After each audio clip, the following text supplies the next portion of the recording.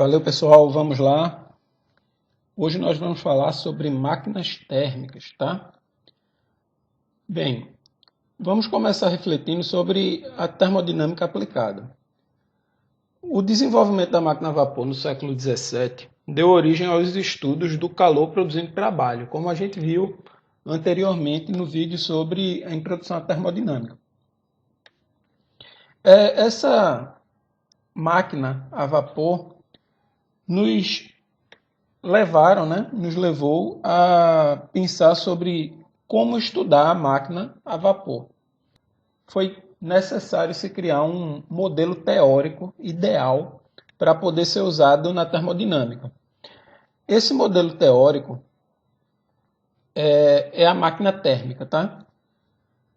A máquina térmica é um modelo teórico idealizado para estudar a relação entre calor e trabalho em um sistema. É importante nós dizermos que, apesar do nome ser máquina térmica, esse modelo ele pode ser usado para descrever qualquer elemento que use energia para realizar trabalho. Então, o receber calor e realizar trabalho é usar energia para realizar trabalho. Então, recebe energia para dar energia. Ok? Então, qualquer sistema no universo que receba energia para ceder energia pode ser modelada como uma máquina térmica. Bem, o trabalho é a transferência de energia como força aplicada. E o calor é a transferência de energia a partir da variação de temperatura. Pelo menos essas eram as ideias na época do modelo, da criação do modelo da máquina térmica. A máquina térmica pode ser modelada dessa maneira aí que apareceu a figura. Nós temos uma fonte quente, que é uma fonte com mais energia, que cede parte dessa energia, cede calor para a máquina. A máquina, a partir dos seus processos internos, vai realizar trabalho e devolver parte do calor recebido para uma fonte fria ou uma região com menos energia. Essa fonte quente pode ser uma fornalha e a fonte fria ser a atmosfera e essa máquina ser uma locomotiva a vapor que realiza trabalho puxando a locomotiva. Essa fonte quente pode ser o alimento, a fonte fria ser a respiração celular e a máquina ser as mitocôndrias dentro do nosso corpo. Qualquer tipo de transformação pode ser modelado a partir da ideia, do conceito de máquina térmica.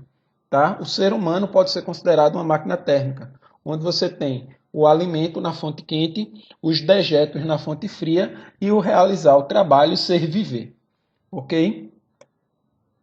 Na máquina térmica ainda se acumula um pouco de energia interna. Então, em algumas máquinas existe um certo armazenamento de energia interna que pode ser dado a partir de acúmulo de energia em alguma parte do sistema ou sobreaquecimento. Então, dependendo da natureza dessa máquina térmica, o acúmulo de energia interna pode ser benéfico ou maléfico, tá?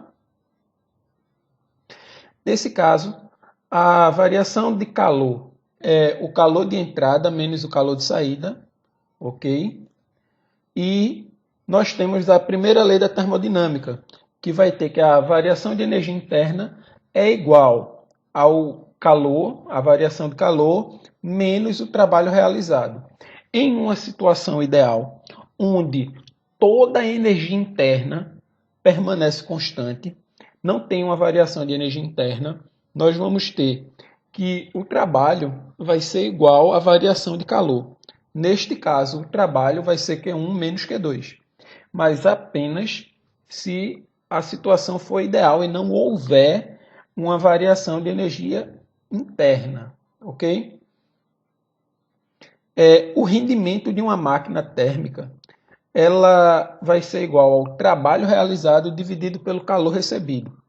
Vai ser o rendimento ou a eficiência de uma máquina térmica igual a energia cedida dividido pela energia recebida.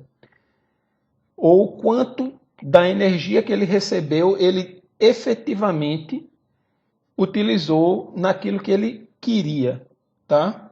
Então você tem aí que o trabalho numa situação ideal é Q1 menos Q2 e nesta situação Q1 dividido por Q1, Q2 dividido por Q1 vai ser igual a 1 menos Q2 dividido por Q1. Isso aí é numa situação ideal e nem sempre nós teremos essa situação ideal, ok? Mas esse aí é o rendimento, a eficiência de uma situação ideal. Então, a eficiência pode ser considerada o trabalho dividido pelo calor recebido, ou a eficiência pode ser 1 menos o calor dispendido, né, o calor cedido, dividido pelo calor recebido, ok? Bem, a relação do trabalho e o calor na termodinâmica. O trabalho, quando a gente viu as transformações gasosas, nós vimos que existe uma relação volume-pressão, certo? Quando nós consideramos um gás, nós temos uma relação entre volume e pressão bem definida. Em uma transformação isobárica, onde a pressão é constante, que a gente vai modelar a partir da pressão constante, nós vamos ter que a força é igual ao trabalho. Lá da mecânica do primeiro ano, nós vimos que o trabalho é igual a força vezes a variação de distância. Neste caso, força vezes a variação de distância, se nós considerarmos um volume, nós temos a força vezes a variação da área.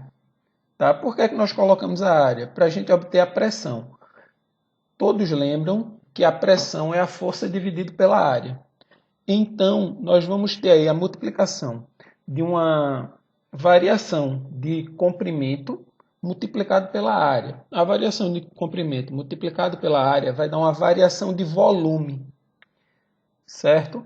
Então, nós temos a força dividido pela área vezes a variação do volume. Dessa maneira, nós vamos ter a pressão vezes a variação do volume. Assim, resumidamente, podemos dizer que o trabalho na expansão de um gás é igual à pressão vezes a variação do volume, considerando que esta pressão é uma pressão constante, tá bem? Em alguns casos, a gente pode considerar uma pressão variável, mas como essa pressão variável vai requerer um nível matemático um pouco mais avançado, no ensino médio a gente fica com a pressão constante. Transformações gasosas nas máquinas térmicas. Nós vamos considerar duas equações basicamente. A primeira equação é a equação do trabalho que nós vimos aqui. E a segunda equação é a equação da primeira lei da termodinâmica, que é a variação da energia interna é igual à variação do calor menos o trabalho realizado.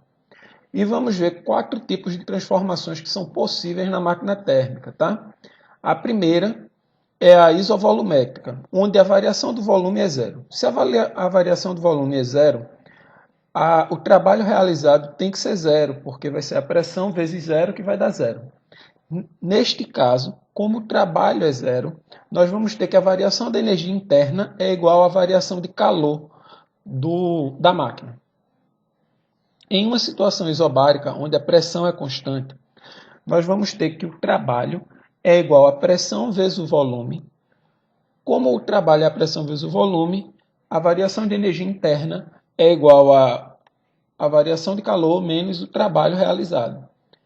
Em uma transformação adiabática, uma situação adiabática é uma transformação em que não se recebe calor.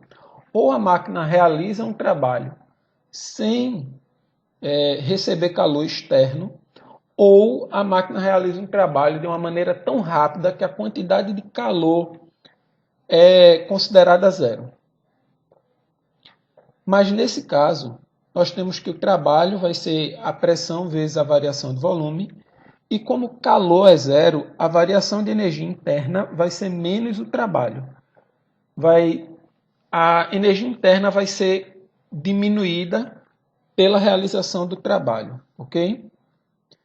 Em uma expansão livre, nós vamos ter que a variação de energia é zero.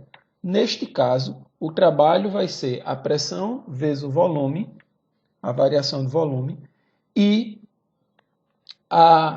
o trabalho também vai ser igual à variação de calor, já que a energia interna não varia. A variação de calor vai ser igual ao trabalho realizado pela máquina. Valeu, pessoal. Até mais.